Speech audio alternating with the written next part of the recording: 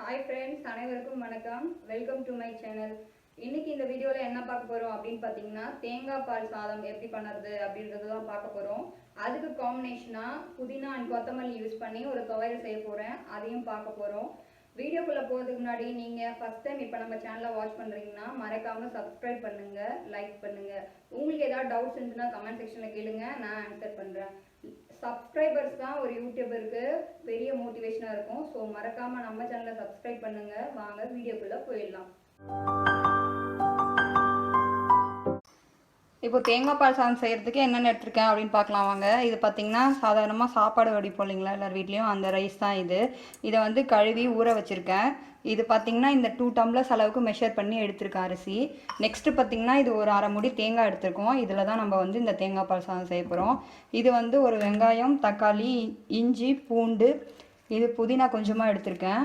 3 பச்சை மிளகாய் எடுத்திருக்கேன். இது பார்த்திங்கன்னா ஸ்பைசஸ் வந்து கொஞ்சம் பட்டை, சோம்பு, லவங்கம் எடுத்துருக்கோம். இது நிறைய சேர்க்க வேண்டாம், சும்மா வாசனைக்கு கொஞ்சமாக சேர்த்து தாளிச்சுக்கிட்டா போதும். இப்போ ஃபஸ்ட்டு ஸ்டெப் என்ன பண்ணணும் அப்படின்னு பார்த்தீங்கன்னா, இந்த தேங்காய் இருக்குது இல்லைங்களா, அரை மூடி தேங்காய், இதை வந்து அரைச்சி தேங்காய் பால் எடுக்க போகிறோம்.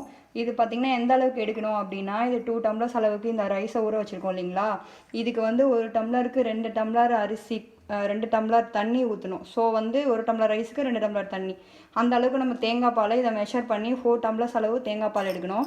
இதில் வந்து தண்ணி சேர்த்து அரைச்சி 4 டம்ளர்ஸ் அளவுக்கு தேங்காய் பால் எடுத்துக்கலாம். வாங்க ஃபஸ்ட்டு ஸ்டெப் தேங்காய் பால் எடுத்துடலாம். இப்போ பார்த்திங்கன்னா தேங்காய் அரைச்சி 4 டம்ளர்ஸ் அளவுக்கு தேங்காய் பால் எடுத்து மெஷர் பண்ணி வச்சுருக்கேன். வாங்க எப்படி செய்யலாம் அப்படின்னு பார்க்கலாம். இப்போ பார்த்திங்கன்னா குக்கரில் எண்ணெய் சேர்த்துக்கிறேன்.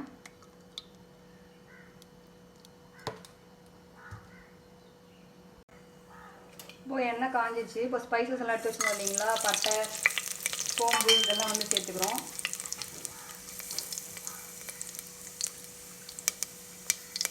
நெக்ஸ்ட்டு வெங்காயம் சேர்த்துக்கிறோம்.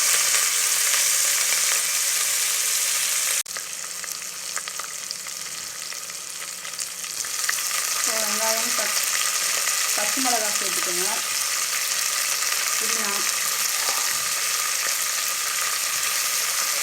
எல்லாம் சேர்த்து நல்லா வதக்கிக்கலாம்.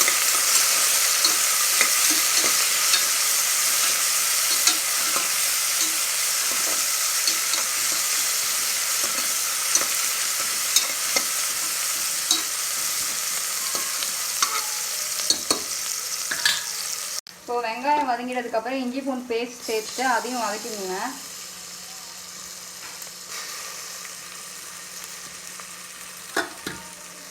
நல்லா வதக்கிக்குங்க. இப்போ இது வதங்கிட்டதுக்கப்புறம் தக்காளி சேர்த்துக்கோங்க. தக்காளி சேர்த்துட்டு அதையும் நல்லா வதக்கிக்கிறேன். இப்போ வெங்காயம் தக்காளி வதங்கிட்டதுக்கப்புறம் தேங்காய் பால் எடுத்துருந்தோம் இல்லைங்களா, அந்த தேங்காய் பால் சேர்த்துக்கலாம். அது வந்து ரைஸ்க்கு ஏற்ற மாதிரி மெஷர் பண்ணி சேர்த்துருக்கேன். இப்போ தேங்காய் பால் சேர்த்ததுக்கப்புறம் உப்பு வந்து நீங்கள் டேஸ்ட்டு பார்த்து அதுக்கு ஏற்ற மாதிரி சேர்த்துக்கோங்க தண்ணிக்கு. இப்போ உப்பு சேர்த்ததுக்கப்புறம் ரைஸ் ஊற வச்சுருந்தோம் இல்லைங்களா, அந்த அரிசி சேர்த்துக்கலாம்.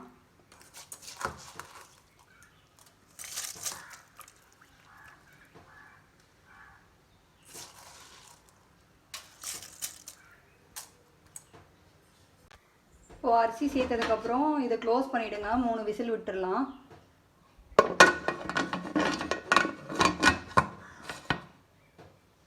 இப்போ ரைஸ் வேகிற வரைக்கும் பார்த்திங்கன்னா அதுக்கு காம்பினேஷனுக்கு நம்ம வந்து புதினாவும் கொத்தமல்லியும் சேர்த்து துவையல் அரைக்க போகிறோம் இந்த தேங்காய் பால் சாதத்துக்கு.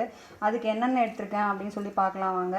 இப்போ பார்த்திங்கன்னா ஃபஸ்ட்டு புதினாவும் கொத்தமல்லியும் கழுவி க்ளீன் பண்ணி வச்சுருக்கேன். 2 காஞ்ச மிளகா, புளி, ஒரு துண்டு இஞ்சி எடுத்திருக்கேன். இது பார்த்திங்கன்னா உளுந்து எடுத்திருக்கேன். வாங்க இது எப்படி செய்யலான்னு பார்க்கலாம். இப்போ புதினா கொத்தமல்லி துவையலுக்கு கொஞ்சம் எண்ணெய் போட்டு முதல்ல காஞ்ச மிளகாவை வறுத்து எடுத்துக்கிறேன். இப்போ நெக்ஸ்ட்டு பார்த்திங்கன்னா இஞ்சி எடுத்துருந்தோம் இல்லைங்களா, அந்த இஞ்சி போட்டு வதக்கிக்கலாம். நல்லா வதங்கிடுச்சு. இப்போ இஞ்சி எடுத்துக்கிறேன்.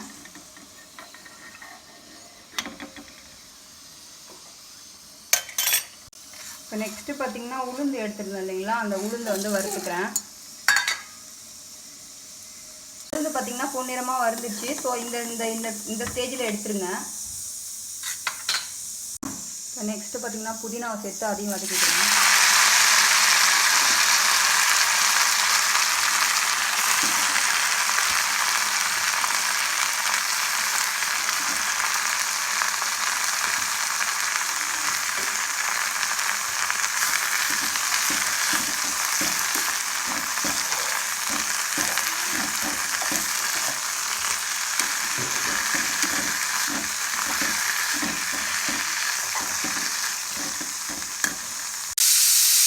இப்போ பார்த்தீங்கன்னா 3 விசில் வந்துச்சு, நிறுத்திக்கிறேன். இதை வந்து ஒரு 15 மினிட்ஸ்க்கு அதை அப்படியே விட்டுருங்க. அதுக்கப்புறமா ஓப்பன் பண்ணி பார்க்கலாம்.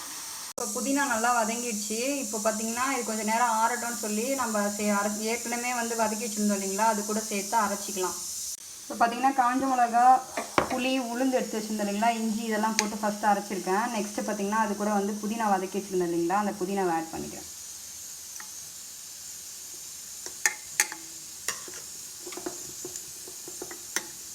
இப்போ இதையும் கிரைண்ட் பண்ணிக்கலாம். இப்போ பார்த்தீங்கன்னா புதினா சேர்த்து அரைச்சாச்சு. புதினா, உப்பு அதெல்லாம் சேர்த்து அரைச்சதுக்கப்புறம் துவையல் ரெடி ஆயிடுச்சு. இப்போ வாங்க தேங்காய் பால் ரைஸ் ரெடி ஆயிடுச்சா அப்படின்னு பார்க்கலாம். இப்போ 15 மினிட்ஸ்க்கு அப்புறம் ஓப்பன் பண்ணி பார்த்தாச்சு. இதோ பாருங்க நல்லா வெந்திருக்கு. தேங்காய் பால் சாதம் ரெடி ஆயிடுச்சு.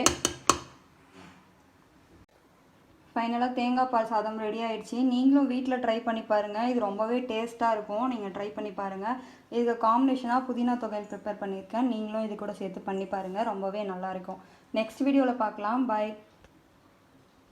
ப்ளீஸ் சப்ஸ்கிரைப் பண்ணுங்கள், லைக் பண்ணுங்கள்.